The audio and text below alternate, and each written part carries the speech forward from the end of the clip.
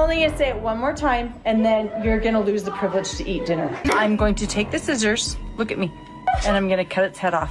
Grandma, I love you so much! My entire life, my entire childhood, whether that was when I was sick, when I got my period, embarrassing moments, whatever, it was all posted on the internet. I had no privacy growing up. People who I didn't even know existed were knowing such personal things about my life. Si vous pensez que partager la vie de votre enfant sur les réseaux sociaux est un acte innocent, je suis la preuve que vous avez tort. T'as déjà vu toutes ces familles qui ont l'air absolument parfaites sur les réseaux? Tu les vois souriants, s'amuser ensemble et faire des activités de ouf. Le rêve. Et le concept cartonne. Même si ça peut paraître chiant de voir des gamins jouer à la piscine ou faire caca dans leur peau, ces comptes familles réunissent des millions d'abonnés. Au point que les enfants ont littéralement envahi les réseaux, et ce, dès leur plus jeune âge. Dès leur premier jour, des tas d'enfants sont affichés à longueur de journée sur les réseaux de leurs parents. Enfin même souvent, dès leur toute première seconde de vie, puisque c'est apparemment une mode de filmer son accouchement. Certains bébés ont carrément leur propre compte sur les réseaux, comme Ruby, la fille de Carla et Kevin, connue pour leur participation à la télé-réalité Les Marseillais, qui a eu son propre compte Insta 12 jours après sa naissance et a atteint 300 000 abonnés en 2 semaines. Et si on peut se dire que c'est cool pour eux de commencer à se bâtir une notoriété alors qu'ils ne savent même pas encore parler, les enfants eux-mêmes ne semblent pas être cet avis. Une étude a montré que les enfants de 10 à 17 ans s'inquiètent de la manière dont leurs parents partagent des photos d'eux en ligne, au point de se cacher spontanément le visage ou de sortir de la pièce lorsqu'un adulte prend son téléphone pour le filmer ou le prendre en photo. Et les experts du monde entier tirent la sonnette d'alarme dans l'espoir de mettre fin à ce phénomène. Un phénomène qu'ils qualifient d'exploitation, sexualisation, voire pire, d'esclavage.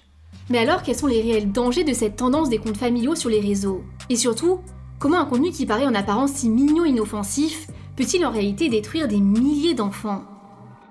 Mais heureusement, il existe d'autres moyens beaucoup plus simples que ce que font ses parents pour lancer un business en ligne, comme par exemple créer un e-commerce ou faire du freelancing par exemple. Mais si c'est génial de lancer son activité et d'être son propre patron, la vérité c'est qu'il y a aussi un tas de trucs à gérer. Créer son site ou sa boutique en ligne, gérer les factures, les démarches, les relances, etc. Mais ce que je trouve génial, c'est que tu peux te simplifier la vie avec un seul et unique logiciel qui te permet de faire tout ça, Odoo. Odoo, c'est un logiciel de gestion tout en un pour les entrepreneurs qui t'offre une gamme entière d'applications pour gérer facilement ton entreprise au quotidien. Tu peux gérer ta facturation, ta comptabilité, ta gestion de projet, tes inventaires, tes sites web, et je pourrais continuer comme ça pendant très longtemps parce qu'il propose plus de 45 applications. En gros, c'est ta boîte à outils pour répondre à tous les besoins de ton entreprise. Perso, j'adore l'outil de facturation qui permet de gérer facilement toutes mes collaborations pour la chaîne. Et tout est fait pour te simplifier la tâche vu qu'Odoo te guide dans la création de ta facture. Il te suffit de compléter les infos d'entreprise, de choisir le design de la facture, de créer ta facture, puis de configurer tes données bancaires. Il te reste plus qu'à envoyer la facture depuis le chatter d'Odoo, puis tu peux suivre le statut des paiements et voir si quelqu'un est en retard dans son règlement. Ça t'évite de devoir tout garder en tête et de péter un câble, ou de te faire avoir parce que t'as pas vu que t'avais un paiement non reçu. Et la bonne nouvelle, c'est que tu peux tester cette appli ou n'importe laquelle de ton choix sans aucun risque, vu que la première application est gratuite à vie. Avec en prime, l'accès à un support gratuit totalement illimité. Alors fonce en profiter, le lien est en description.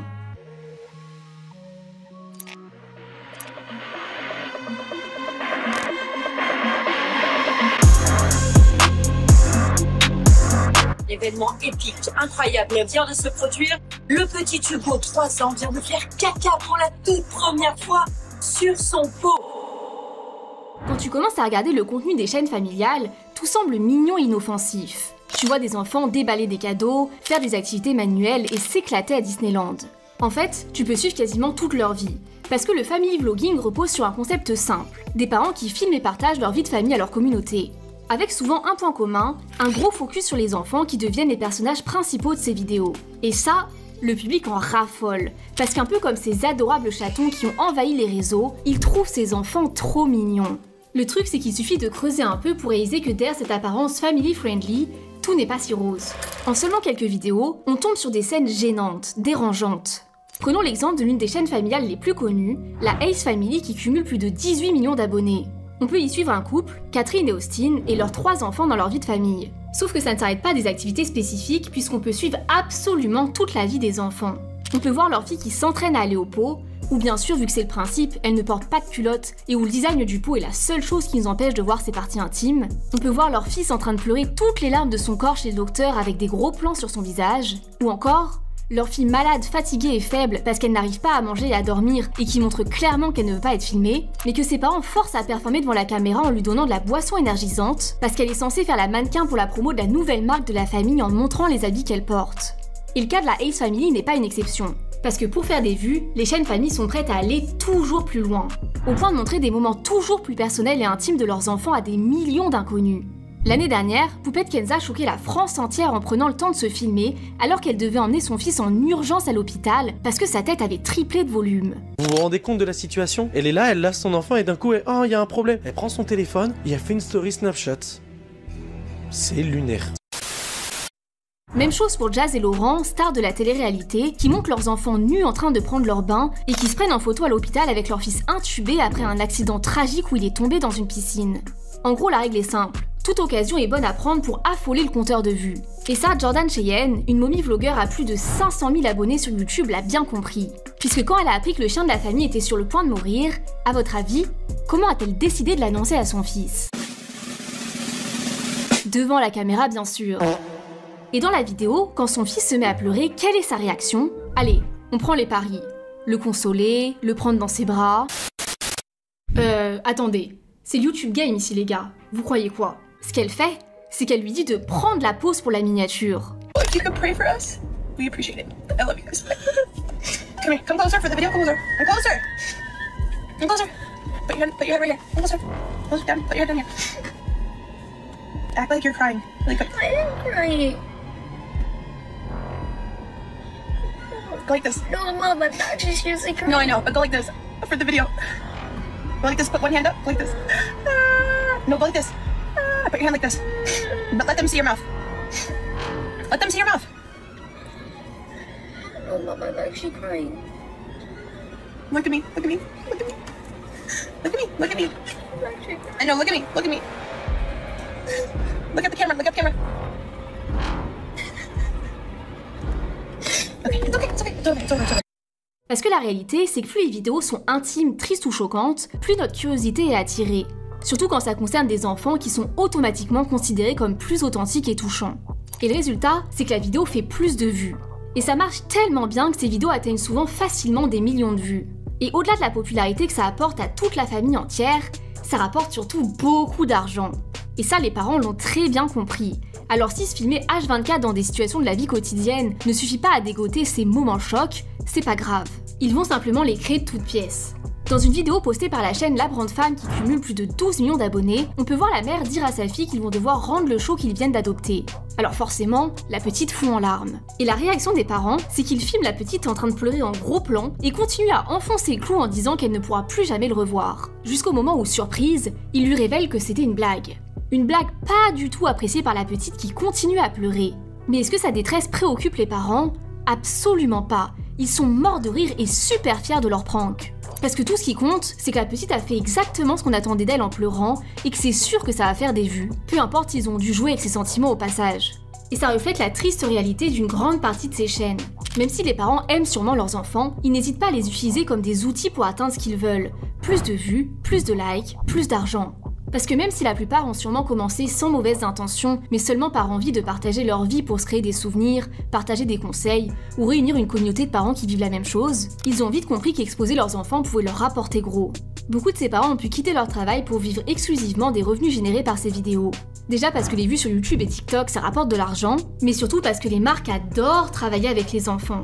Et du coup sur ces chaînes on peut voir une tonne de placements de produits qui sont réalisés directement par les enfants. These smoothies are so easy to make, even we can make them. So we're gonna follow the directions on the back. Au point qu'en réalité, les entreprises ne signent pas ces contrats pour travailler avec les parents, mais bien directement avec les enfants. Et que par conséquent, la source de revenus de la famille dépend directement des enfants.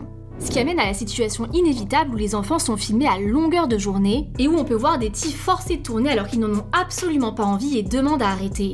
Au point qu'on n'est plus du tout dans des simples moments en famille filmés, mais que ça se transforme en un véritable travail déguisé où les enfants doivent performer devant la caméra. Avec des moments fake comme ici, où on voit que les enfants attendent sagement que le père ait fini de râler pour jouer la scène d'une famille parfaite. No. Good thing I don't have to. No, I'm gonna say it. Good thing I don't have to be on camera today. Okay. God. Okay. My hair looks fucked up. I would not film like this. So just go. Okay. Okay, 1, 2, 3. Hey, Sam! Et les enfants, c'est tellement beau pour le business que même les comptes d'influenceuses standards qui font du contenu qui tourne autour d'elles-mêmes ou d'un autre sujet voient un pic de toutes leurs stats quand elles ont un enfant. Aurélie Genzi, aka Madame Flouch, explique que son compte a explosé après la naissance de ses jumeaux jusqu'à atteindre 80 000 abonnés, et elle explique que les comptes avec enfants ont généralement de meilleures performances que les autres, rapportant plus de likes et de commentaires. Les comptes famille ont un taux d'engagement autour des 5%, contre 2% pour un compte basique. Quand un créateur devient parent, inconsciemment, les abonnés se projettent davantage et se sentent plus attachés. Et l'engagement, c'est un élément dont les marques raffolent. Alors forcément, ça permet aux parents d'exploser leurs revenus en signant plus de partenariats. Et ça les pousse à partager toujours plus les moindres détails de la vie de leurs enfants sur les réseaux chaque jour. Vous avez également rencontré Kelly, c'est une influenceuse, elle, dans le monde du sport, qui a vu son nombre d'abonnés et les sollicitations des marques s'envoler quand elle était enceinte. Pendant la grossesse, elle s'était jurée de ne pas exposer son enfant, de le mettre en scène pour de la publicité, puis son enfant est né et elle a changé d'avis. Baisse-le un peu, non, baisse-le un peu le bébé, qu'on voit un peu plus. Mais le pire, c'est que cette course à l'argent peut prendre le dessus sur tout le reste. Récemment, Nikki Phillips, une youtubeuse à plus d'1 million d'abonnés, a fait tous les gros titres. Alors qu'elle était dans la phase finale d'adoption d'un enfant thaïlandais, elle a décidé de tout arrêter. La raison ? La loi thaïlandaise, dans un but de protection des enfants, interdit qu'ils soient filmés durant leur première année d'adoption. We are not adopting from Thailand. Whoa. Sorry. Yeah. Thailand has its own law that's unique to it that after you pick up your child and they're your child, you are not allowed to talk about them or share any images, photos, videos, anything about them online for a year. Une explication qui est très mal passée parce qu'elle montre que le plus important pour eux n'est absolument pas d'accueillir cet enfant dans leur famille et de devenir les parents de ce petit être, absolument pas. Le plus important pour eux, c'est de pouvoir l'utiliser dans leurs vidéos YouTube. Et s'il faut attendre 1 an pour ça, c'est beaucoup trop, ils préfèrent ne pas prendre le petit du tout. Et encore une fois, ces cas ne sont pas des exceptions.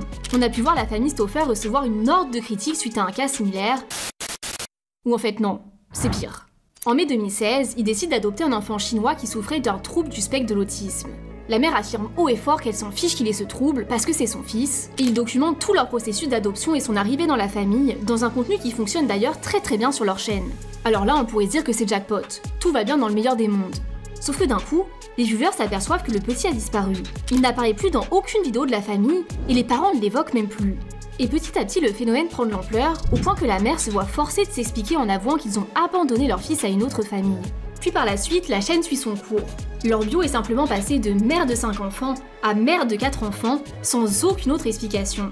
Ce qui, encore une fois, même si on n'est pas dans la tête des parents, a laissé une impression qu'ils avaient seulement utilisé l'enfant pour faire du contenu qui leur apporterait beaucoup de vues. Puis, qu'ils ont simplement décidé de jeter quand ils se sont rendus compte qu'il était trop difficile à gérer. Mon cœur souffre pour le pauvre Huxley. Ils ont ramené ce pauvre petit garçon depuis la Chine, lui ont tout fait recommencer à zéro avant de l'abandonner de nouveau. 80% de ses followers ont été obtenus grâce à l'histoire de cette adoption.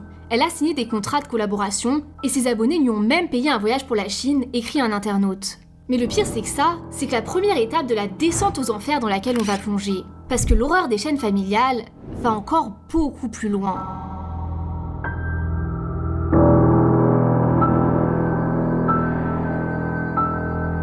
And my kids are literally starving. I hesitate to say this because it's gonna sound like I'm like a mean barbarian, but I told the kids, I said, I'm not even gonna let you eat breakfast until you get your chores done.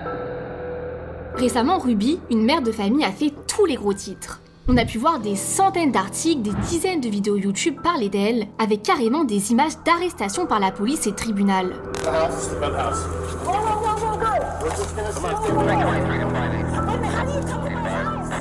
Adam Young, 1955.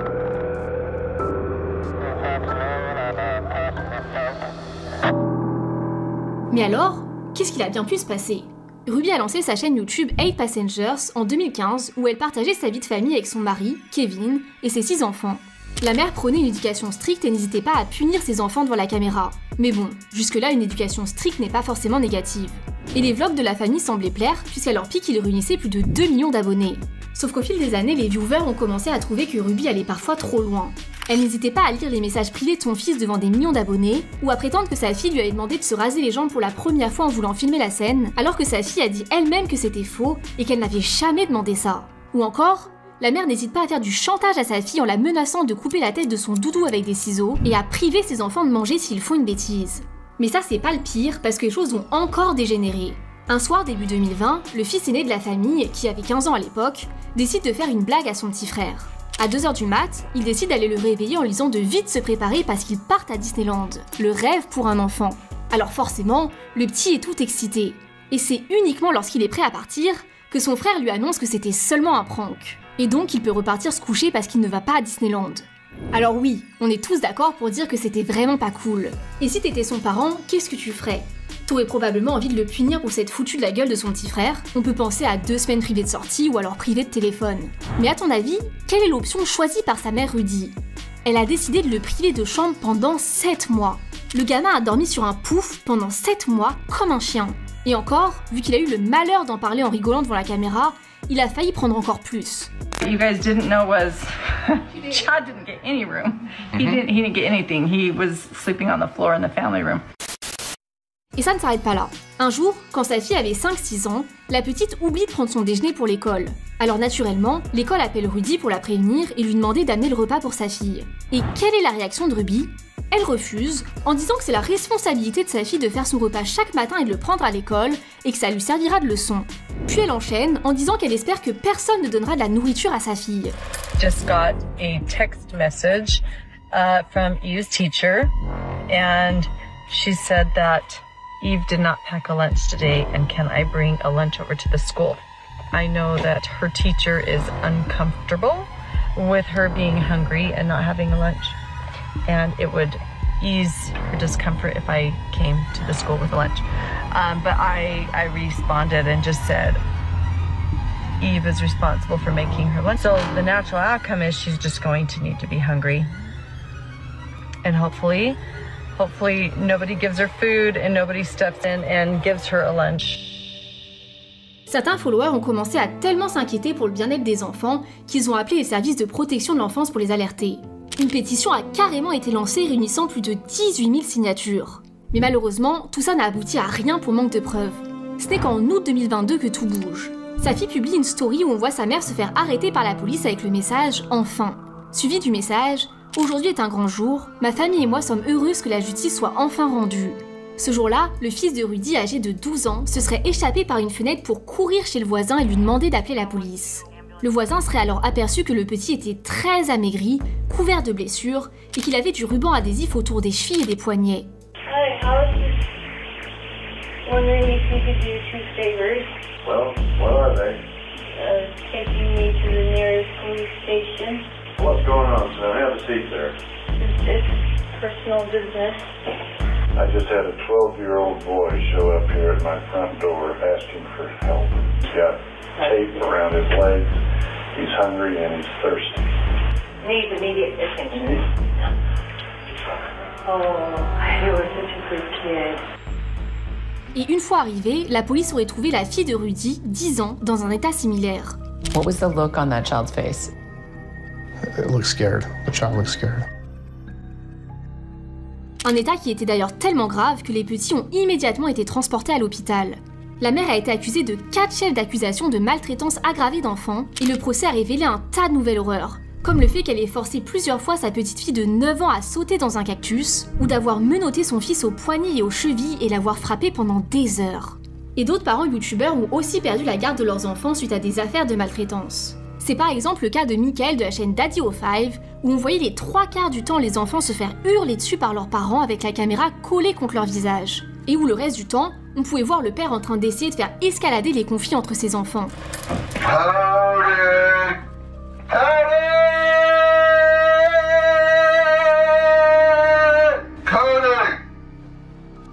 Get ready for school. That's disgusting.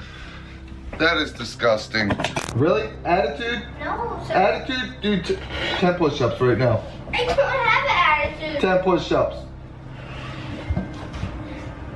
1, 2, 3, 4, 5, 6, 7, 8, 9, 10. Get up. En gros, c'est une vraie chaîne dérangeante où on peut voir des enfants en souffrance. Une souffrance liée à l'inaction des parents, comme quand le grand frère décide d'aller retourner la chambre de son petit frère et où le père ne fait strictement rien à part le filmer, même quand il voit son fils en train de lui demander de l'aide en pleurs, mais qui va aussi beaucoup plus loin puisqu'on peut voir les parents violenter leurs enfants. C'était par exemple le cas dans une vidéo où les parents décident de pranker leurs enfants. Alors voici la blague super drôle. Les parents décident de montrer une vidéo d'un burger qu'ils ont acheté et rendu absolument dégueu en mettant des crottes de nez dedans et en le frottant contre une poubelle. Puis, ils décident de dire à leurs enfants que c'est ce qu'ils ont fait à des burgers qu'ils leur ont donnés et qu'ils ont donc déjà mangé. Alors forcément, les enfants qui étaient déjà en train de manger à ce moment-là refusent de continuer à manger parce qu'ils n'ont plus confiance. Et c'est là que le père se met à hurler en disant qu'ils ont intérêt à finir leur assiette et qu'il attrape son fils par la nuque et lui fourre la tête dans son assiette pour le forcer à manger. On peut voir les deux lutter jusqu'à ce que le petit se relève la tête couverte de ketchup et de moutarde. Puis enfin, le père se décide à dire en rigolant que c'était un prank. Est-ce que tout le monde se met à rire de bon cœur? Bien sûr que non. Tout ce qu'on peut voir dans cette vidéo, c'est des enfants en détresse qui pleurent et supplient leur père d'arrêter la caméra. Une chose qu'évidemment, il refuse. Et ça se limite pas à un prank qui dégénère parce que c'est carrément sa spécialité. What the hell is that? What is this? Cody! Tell me! I didn't do that! Tell me what you did! I swear to God, I didn't do that! Cody! Call over your apartment! I didn't do that! I don't have anything to color with it! Why did you do that? Des dizaines d'exemples ont été listés par BuzzFeed qui contiennent des enfants ligotés ou enfermés dans une machine à laver. Et la maltraitance n'est pas la seule horreur qu'on peut trouver dans ces contenus famille, parce qu'il existe un autre phénomène tout aussi malsain. Jacqueline a lancé son compte TikTok au moment où sa fille Ren est née. Elle y partage quotidiennement des vidéos de sa fille qu'on peut voir jouer, montrer des tenues ou tester des trucs. En apparence, tout semble assez innocent. Et la petite semble avoir du succès, puisque le compte cumule plus de 17 millions d'abonnés. Mais en parlant de succès, en creusant un peu, on peut voir que certaines vidéos ont beaucoup plus de succès que d'autres. Par exemple, alors qu'une vidéo où elle cuisine fait 1 million de vues, une vidéo dans sa baignoire atteint les 21 millions de vues. Alors qu'une autre vidéo où elle joue au golf fait 1 million de vues, une vidéo où elle mange un cornichon géant atteint les 78 millions de vues. Et c'est pareil sur le nombre d'enregistrements qui diffère totalement d'une vidéo à une autre. Parce que si t'es pas au courant, sur TikTok, t'as une fonction qui te permet de conserver une vidéo dans ta bibliothèque pour pouvoir la retrouver facilement et pouvoir la revoir. Et alors que le nombre d'enregistrements est d'environ 2000-3000 sur une vidéo classique de Ren, il passe à 100 000 quand elle mange un corn dog et à 380 000 quand on la voit faire semblant de se raser les parties intimes avec un rasoir et de s'insérer un tampon. Oui, vous ne rêvez pas, la mère a bien publié une vidéo de sa fille de 4 ans en train de faire ça sur TikTok. Et je pense que vous commencez à voir un peu le problème. Même si cette petite fille est adorable, ça n'a pas l'air d'être la seule chose qui explique le succès de ce compte. Quand on tape Ren Eleanor dans la barre de recherche, on peut voir ce que recherchent le plus les viewers. Un peu comme sur Google où on te propose automatiquement les recherches les plus demandées. Et voici ce qui est le plus recherché sur ce compte. Ren Eleanor mange une sucette, mange une banane, cornichon, tampon. Et si on avait encore des doutes sur l'intention de certains viewers, voici ce qu'on peut trouver en commentaire. Est-ce qu'elle est célib? Qu'elle est chaude? Blonde aux yeux bleus, corps parfait. S'il te plaît, fais d'autres vidéos dans le bar avec ta fille mais avec moins de maillot. Et on peut trouver d'autres commentaires avec des emojis encore plus explicites. Et si c'était pas encore suffisant, voici le type de vidéos de mecs bizarres qu'on peut trouver en réaction à ces TikTok.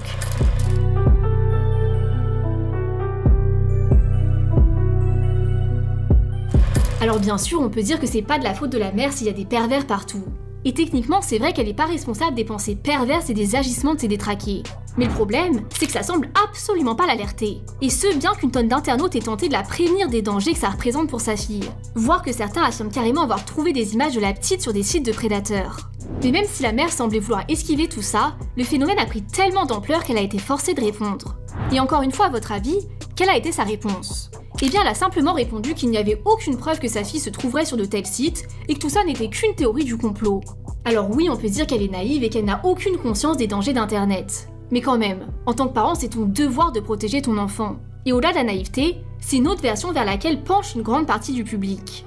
Selon eux, elle semble jouer de cette explication pour augmenter ce nombre de vues et donc augmenter ses revenus. Et c'est vrai qu'on peut se demander pourquoi volontairement poster des vidéos où par exemple, elle insère un coussin dans le pantalon de sa fille pour lui faire le cul de Nicki Minaj.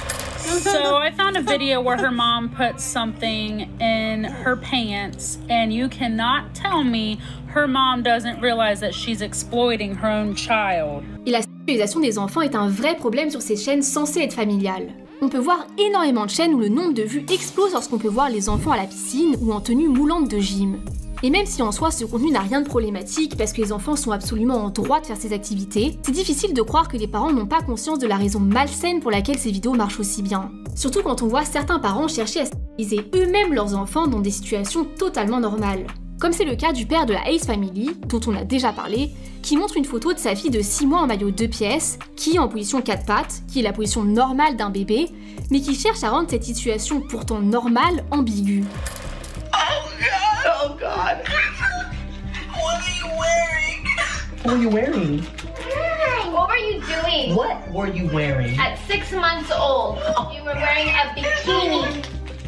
A cute bikini. Mommy's put it for you. Daddy does not approve of that. She looks so cute. Oh my gosh, she is beautiful. Mais on peut aussi voir des parents créer volontairement des situations sexuelles. Dans une vidéo, il emmène une petite qui n'est pas sa fille mais la fille d'un proche dans un magasin. Et encore une fois, on va faire une petite devinette. À votre avis, c'est pour acheter quoi? Ça pourrait être des habits, des jouets, des bonbons. Et là, on chauffe. Mais je pense que vous devinerez jamais le type de bonbon qu'il a acheté. Une sucette en forme de pénis. Et le pire, c'est qu'il en rigole, il dit à la petite de ne pas dire qu'il a acheté ça parce que c'est leur secret. Puis on peut carrément voir la petite manger sa sucette en étant filmée. C'est absolument dingue comment ils sont prêts à tout pour faire des vues. Alors qu'au final, les conséquences sur les enfants sont réelles. Sure, maybe this wasn't my mother's intentions, but it opened me up to experience so much predatory behavior from the male viewers from her profile. It didn't work because they had access to me and they knew everything about me. En Australie, un commissaire à la sécurité électronique pour les enfants a retrouvé plus de 45 millions de photos d'enfants sur des sites porno. Alors qu'en plus, il s'agissait de photos publiées sur les réseaux qui semblaient totalement innocentes, où les enfants étaient habillés et ne faisaient rien de spécifique. Alors si on peut retrouver ce type de photos sur des sites bizarres, imaginez ce qui se passe dans la tête d'un prédateur quand il peut voir des enfants nus dans le bain, comme c'était le cas des images publiées par les candidats de télé-réalité Jazz et Laurent. Parce que oui, même si on parlait d'une étude australienne, c'est aussi le cas en France selon le Conseil français des associations pour les droits de l'enfant. Selon eux, 50% des photos publiées sur des forums pédographiques sont des photos prises par les parents et partagées publiquement sur leur réseau. Et le phénomène est encore plus grave que les prédateurs sont plus que présents. Un article explique qu'on peut voir sous ces vidéos des hordes de commentateurs anonymes qui se partagent les timecodes, des sortes de points de repère dans la vidéo, où on peut voir les entrejambes des enfants, et qui se partagent aussi des liens vers d'autres vidéos similaires. Et bien sûr, on sait jamais ce qui peut se produire si un taré se met à cibler un enfant et qu'il retrouve sa trace dans la vraie vie. Mais le pire, c'est que même si toutes ces chaînes ne vont pas aussi loin que la maltraitance ou la sexualisation d'enfants, dans tous les cas, les conséquences sur les enfants peuvent être désastreuses. Ma mère a surexposé ma vie entière sur les réseaux sociaux. Les détails les plus intimes, les informations médicales et des moments très embarrassants.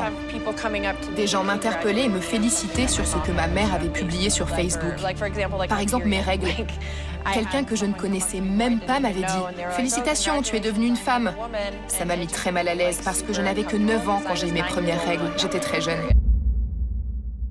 Ce que tu viens de voir, c'est le témoignage de Cam, une jeune américaine surexposée sur les réseaux par sa mère alors qu'elle n'était qu'une enfant. Et encore, vu qu'elle a 24 ans maintenant, à l'époque de son enfance, les réseaux étaient beaucoup moins puissants qu'aujourd'hui. Ce qui fait que son histoire nous offre seulement un aperçu de ce que pourront dire tous ces enfants exposés sur Instagram, YouTube et TikTok quand ils seront grands. Et pourtant, faut le dire, ça fait déjà froid dans le dos. Je n'utilise jamais mon vrai nom sur les réseaux sociaux. J'ai trop peur qu'un jour quelqu'un fasse une recherche sur Internet, mon futur employeur par exemple, et qu'il tombe sur tout ce que ma mère a publié de moi. Avoir été exposée sur les réseaux a eu de lourdes conséquences sur ma santé mentale. Je suis devenue très anxieuse et paranoïaque, surtout quand il y a du monde. J'ai toujours l'impression que des gens me suivent.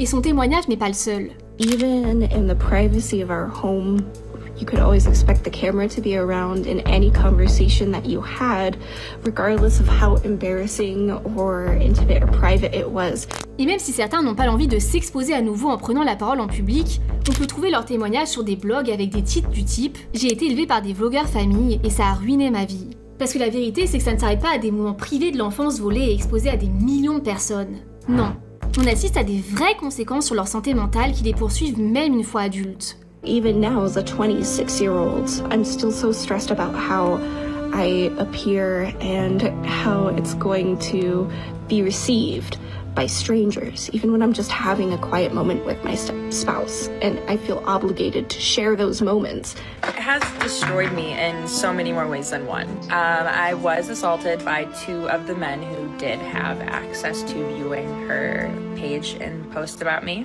So that itself, obviously, severely impacted. So I've definitely developed agoraphobia. Severe trust issues, like I mean severe. If I did grow up with people using these things that they knew about me.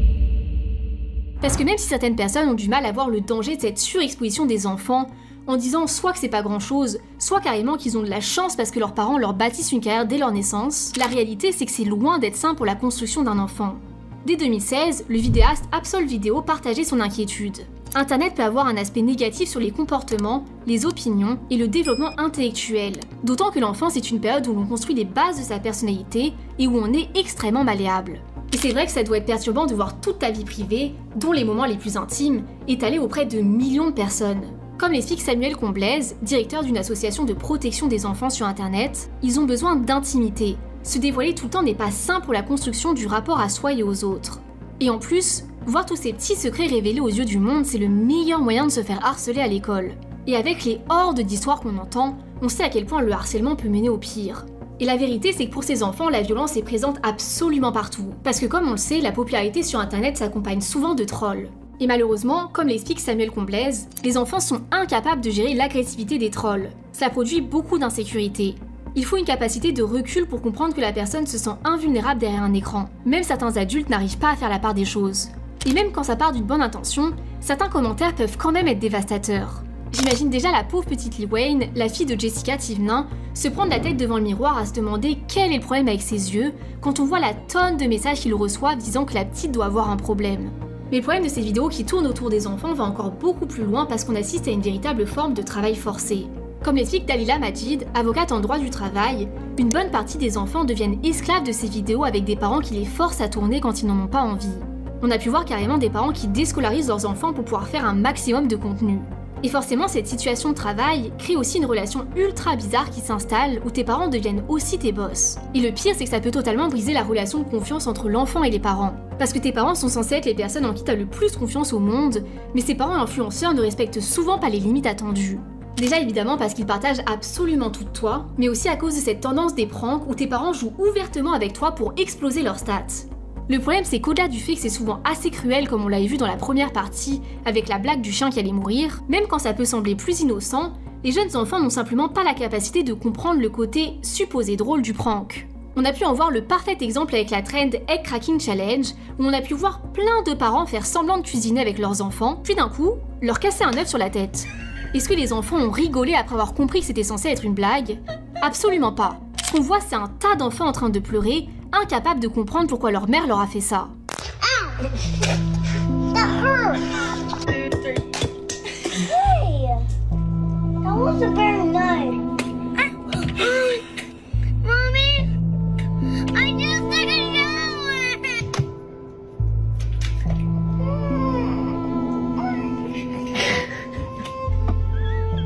Et quand on voit comment une grande partie des enfants stars du cinéma ont tourné, alors qu'il s'agissait principalement de rôles joués à la caméra et non de leur vie privée, avec un temps de travail encadré, on ne peut qu'imaginer les conséquences sur le futur de ces enfants surexposés sur Internet par leurs propres parents. Alors certes, on peut voir beaucoup de parents se protéger en disant que leurs enfants sont consentants. J'explique ce que sont les réseaux sociaux, qu'elle va apparaître dessus. Elle est totalement d'accord avec ça. Évidemment, à chaque fois, je lui demande son autorisation. Mais la réalité, c'est que ce consentement n'est qu'une illusion. Un enfant est incapable de consentir à quelque chose dont il ne comprend même pas les enjeux. Et bien sûr qu'il peut souvent dire oui uniquement pour faire plaisir à son papa ou à sa maman. L'enfant ne pourra pas dire non parce qu'il a la crainte de décevoir son parent, parce qu'il a le sentiment que si le parent lui demande de faire ça, c'est pour son bien. Et plus ils sont jeunes, plus c'est le cas, comme l'explique Zoé. Il y a des moments où j'étais beaucoup plus jeune, où je ne voulais pas être filmée, mais je ne pouvais pas le verbaliser. Et les parents le savent très bien et en profitent. It seems like we're taking more pictures. Everybody's in a phase where she just wants to play with her friends and be a kid. Everybody's kind of over it. Posey's a baby, got no say, so we can do as many as we want. Dans une étude menée par l'entreprise Potluck, 66% des parents reconnaissent carrément produire des contenus sans le consentement de leurs enfants. Ce qui n'est pas vraiment étonnant quand on voit le nombre de vidéos où on entend des enfants dire qu'ils n'ont pas envie d'être filmés. Et même si certains enfants comme Swan et Neo affirment être très heureux de leur exposition, et que peut-être que certains enfants sont totalement ok avec ça, à l'inverse, d'autres enfants entament carrément des poursuites judiciaires contre leurs parents. Et ça peut se comprendre quand on se met 2 secondes à la place des enfants, comme a essayé de le montrer une Allemande, Toya Diebel. Elle a réalisé une campagne avec des images assez perturbantes, où elle nous rappelle qu'on ne devrait pas faire à nos enfants ce qu'on n'aimerait pas qu'ils nous fassent. Et c'est vrai que je sais pas qui voudrait voir une photo de lui publiée en train de baver en dormant ou en train de chier. Mais le truc c'est que selon les parents c'est pas grave, parce qu'ils affirment que si leur enfant n'est pas content une fois adulte, ils supprimeront simplement la vidéo. Vous vous demandez ce qu'Hugo va penser de toutes ces vidéos dans 10 ans par exemple? Bah bien sûr, mais aujourd'hui il est content de les faire, etc. Et si un jour il me demande maman supprimer, je les supprimerai en fait. Après c'est vrai que j'ai jamais pensé à ce que mes enfants puissent nous en vouloir de les avoir montrés. Et puis en vrai de vrai, si vraiment leur vie c'est une horreur et tout, ben ils pourront changer de nom, hein, tant pis, je leur en voudrais pas. Ce qui montre soit qu'ils sont faux culs, soit qu'ils ont une méconnaissance totale d'internet, parce que c'est bien connu, une fois publié, c'est tout simplement impossible de tout supprimer. Parents should think about the fact that once private information is out there digitally, they lose control of who is going to see it, under what conditions they are going to see it, what other things they may do with it, and how those things might impact their children's current and future life opportunities. Heureusement, un certain nombre de parents commencent à réaliser tous les dangers qu'ils font encourir à leurs enfants en les exposant sur internet et décident de faire marche arrière. Même certaines mommy-vlogueurs qui parlent spécifiquement de parentalité ont décidé que leur contenu allait seulement concerner leur expérience de maman et qu'elles n'allaient plus exposer directement leurs enfants, mais allaient cacher leur visage ou leur donner un faux nom par exemple. Richard ne sera pas toujours ma fille, elle va être une personne. Je veux qu'elle ait l'opportunité d'écrire sa propre histoire. J'ai décidé d'en faire mon travail de divertir les gens, mais ce n'est pas le travail de mes enfants, et je ne veux pas en faire leur travail. Explique l'influenceuse Bobby Altouf, je sais pas trop comment on dit. Et on peut voir une tonne de parents qui tentent de sensibiliser au phénomène et affirment qu'ils ne posteront jamais leurs enfants. Une prise de conscience encadrée par la législation qui a enfin commencé à bouger, en venant poser les premières pierres pour encadrer le travail des enfants. En avril 2022, une proposition de loi sur les enfants influenceurs a été adoptée et prévoit que le travail des enfants sur les réseaux doit être soumis à une autorisation administrative préalable et à la consignation de l'argent perçu auprès de la Caisse des dépôts jusqu'à leur majorité. Je pense qu'il y avait urgence à donner et à l'administration et au pouvoir judiciaire les moyens de veiller justement aux intérêts de nos enfants. Et quand on parle des enfants influenceurs, on sait que certains génèrent jusqu'à 150 000 € de revenus par mois. Il était important de s'assurer que cet argent, il allait bien à ceux qui en étaient la source. Ce qui est déjà une belle avancée, mais qui bien sûr ne résout pas tous les problèmes. Parce que même si on n'est pas tous influenceurs, on doit prendre conscience qu'à notre petite échelle, on peut tous impacter le futur de nos enfants en publiant des images ou photos d'eux sur les réseaux. Et ce notamment à cause du développement de l'intelligence artificielle. I know, for you these pictures are just memories, but for others, they are data. And for me, maybe the beginning of a horrible future. A future where my identity can be stolen just like that. Where I can go to prison for things that I would never do. My voice copied to scam you, Mom. I don't want to become a meme, humiliated by everyone at school. And I certainly don't want this. Selon les chiffres de l'Observatoire de la parentalité et de l'éducation numérique en France, 53% des parents ont déjà posté du contenu sur leur enfant et 91% d'entre eux l'ont fait entre la naissance et les 5 ans de l'enfant. Il est donc selon eux essentiel de prendre des mesures de sécurité. Certes, on ne peut pas interdire aux parents de publier des photos de leurs enfants, mais comme l'explique l'association L'Enfant Bleu, on peut tenter de diminuer les risques en publiant le moins possible ou en jouant sur les paramètres de confidentialité, comme avec la fonction « Moi seulement » ou « Amis proches » sur Instagram. On peut aussi par exemple ajouter des petits emojis pour cacher leur visage. What you share online is like a digital footprint that will follow me around for the rest of my life. I'm telling you this because I know you love me and would never do anything to harm me. So please, Mom, please, Dad, protect my virtual privacy. Il ne faut pas oublier que nos enfants ne peuvent qu'espérer pouvoir compter sur nous pour les protéger, et que notre devoir sera toujours de prendre soin de leur sécurité, et non, pour notre petit plaisir, de les exposer au danger.